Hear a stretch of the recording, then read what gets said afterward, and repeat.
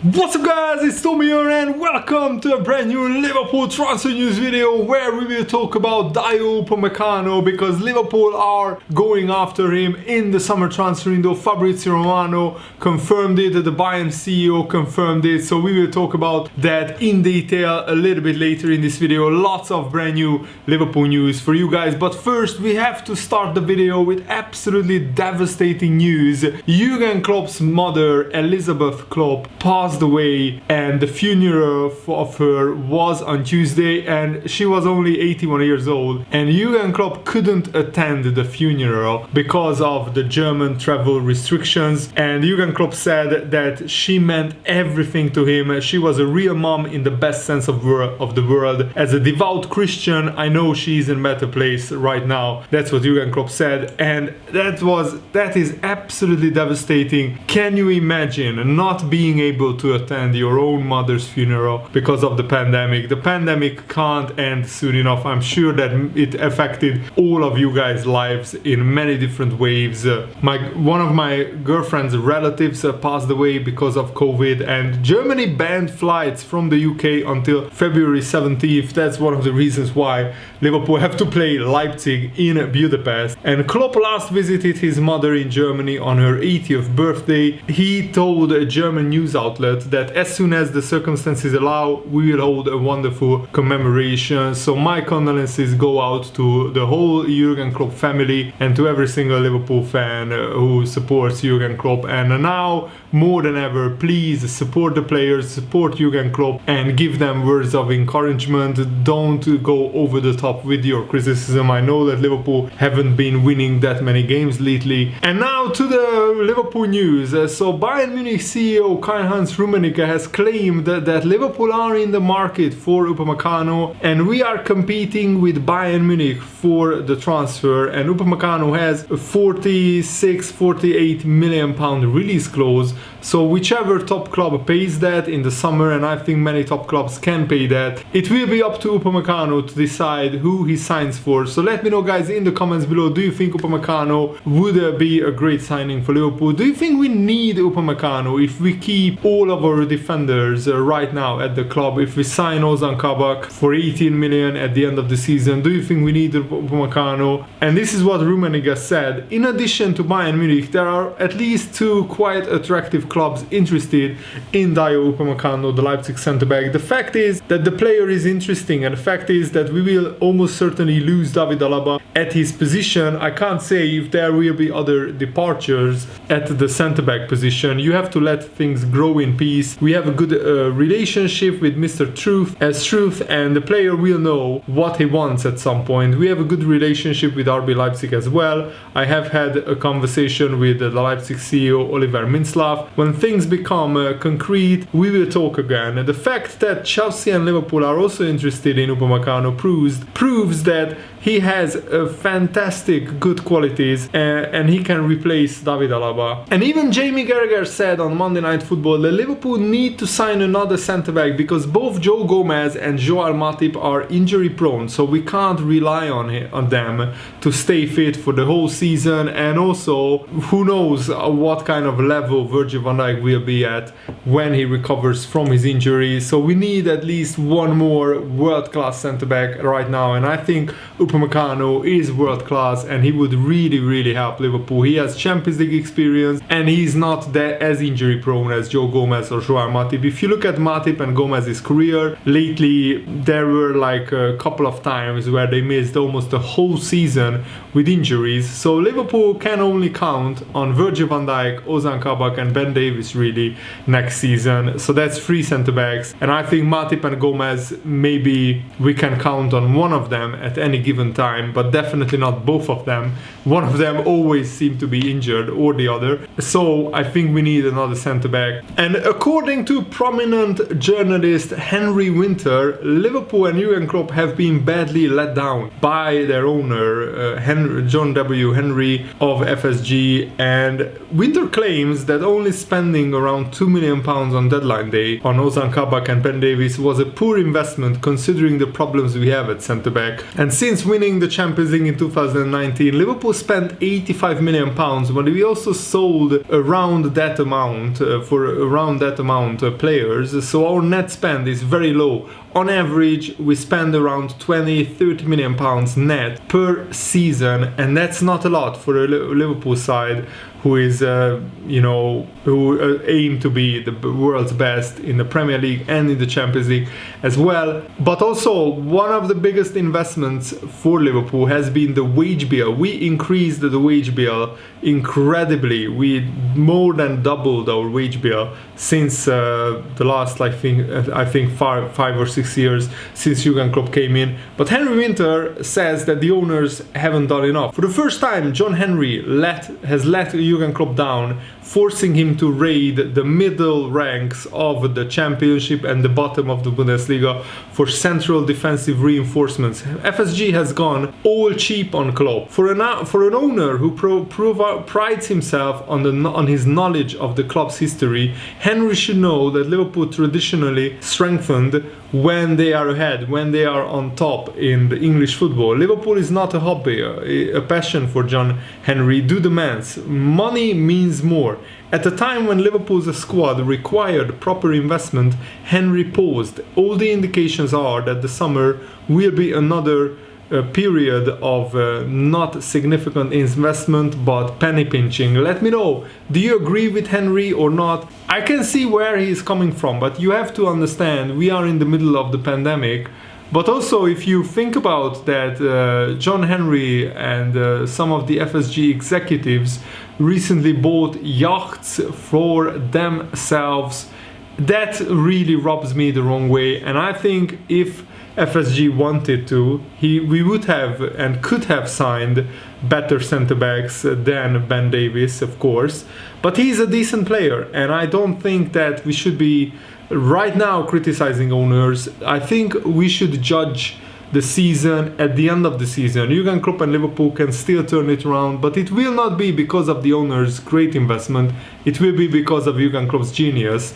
So I stand by my statement that the owners should have done more in January, but also I understand the circumstances surrounding the January transfer into the winter pandemic. I mean, Premier League clubs spent like third or fourth the amount that they usually spend. And speaking of Bayern Munich chief executive Karl-Heinz Rummenigge also said some interesting things about Mo Salah. He called him the Messi of Africa, and he said that Bayern Munich are interested in Mo Salah and they would love to have him at Bayern Munich. So yeah, let me know what they think about that. The Liverpool fans reacted by saying, do they have at least £100 million sitting in the bank, because that's the only way they can have Mo Salah. Another Liverpool fan said, send us Lewandowski, Gnabry, Sane and Kimmich, and then we will have a think about it. That just shows how important Salah is to the Liverpool team. I mean,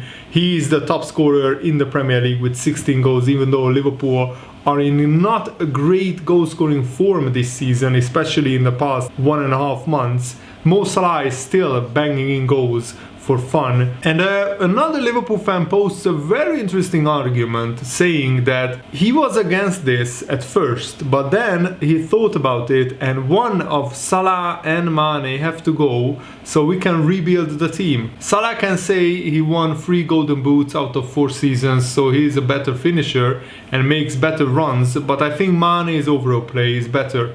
So the question is, who will decline the most in the next 2 or 3 years? And you know what? That's absolutely impossible to predict. And if I had to choose, I would sell Firmino first instead of Salah or Mane. Or if I had to choose between the two of them, even though I absolutely love Mane, I would sell him earlier than I would sell Mo Salah, because Mo Salah's goals is just irreplaceable. He's scoring goals at the rate of Cristiano Ronaldo at Manchester United, and arguably he was one of the best players in Premier League history. We should talk about Mo Salah being one of the best players of all time in Premier League history, and I think Liverpool won't replace him unless we sign somebody like Kylian Mbappe. He's the only player right now, I think, and maybe Erling Haaland, who could replicate Mo Salah's goals and assist ratio, goals per games ratio and assist per game ratio. Another Liverpool fan said, no, we shouldn't sell Salah at any price. He's at one of the best clubs in the world and he won a lot of trophies. We are playing badly at the moment and he's still the top goal scorer and heading for another golden boot in the Premier League. We have a lot of players out injured and he knows the team will get better again, and so will he.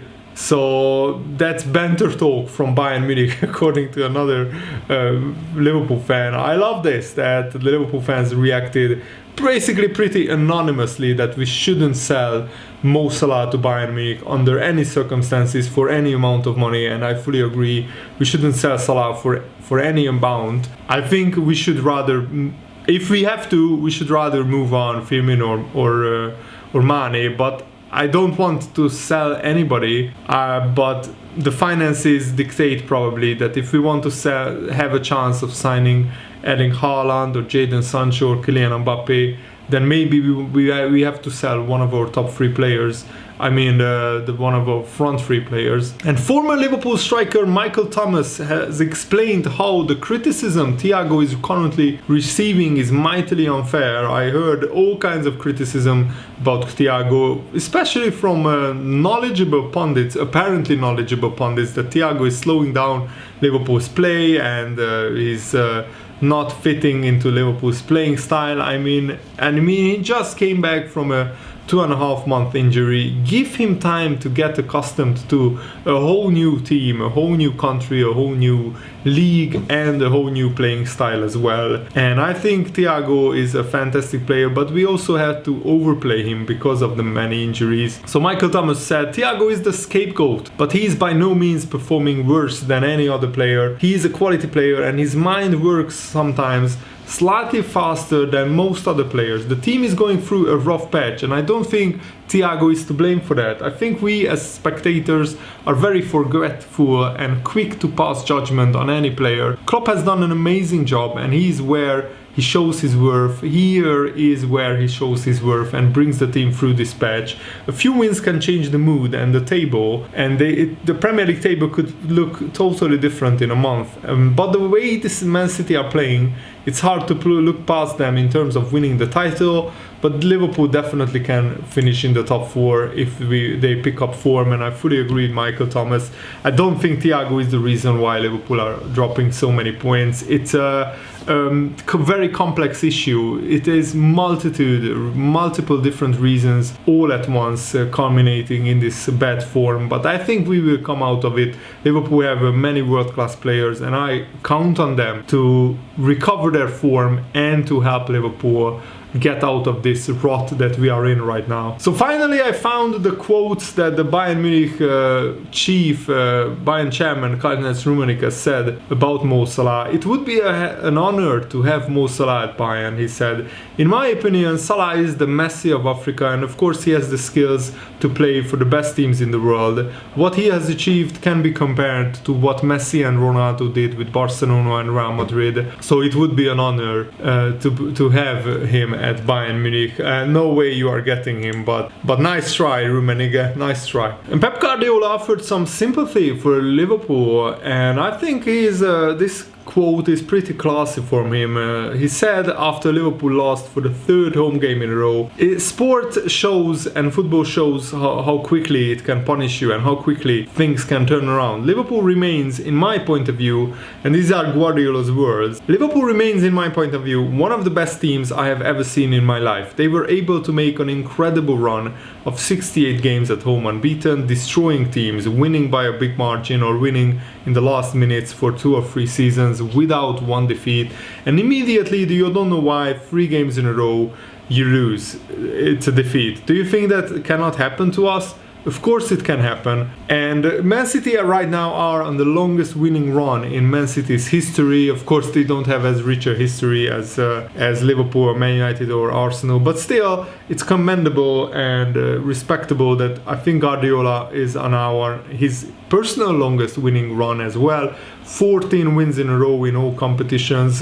Let's hope that my second team, Swansea City, can cause an upset tonight and beat Manchester City and knock them out of the FA Cup, but it would be a huge shock and a huge upset. And I think Guardiola is right. Football can quickly turn around.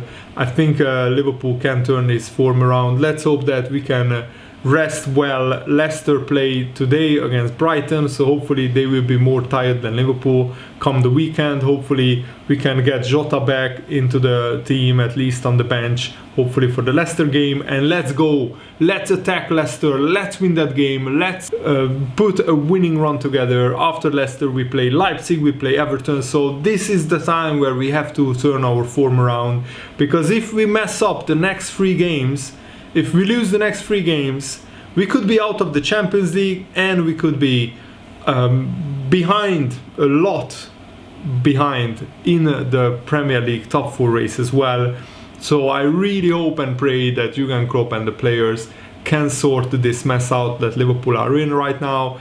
And I still trust Jurgen Klopp, I still trust the players to turn this season around, because now that we have Mane back, Alisson back, Fabinho back, hopefully Kabak will start against Leicester, so we can put Henderson in midfield. That should change the team and really improve the team as well. And hopefully Naby Keita and Diogo Jota will be back from their injuries as well, which would be such a big boost for Liverpool for this final stretch of the season. So let me know what you think about all the topics that we talked about. Thanks for watching, have a nice day, see you later guys, goodbye.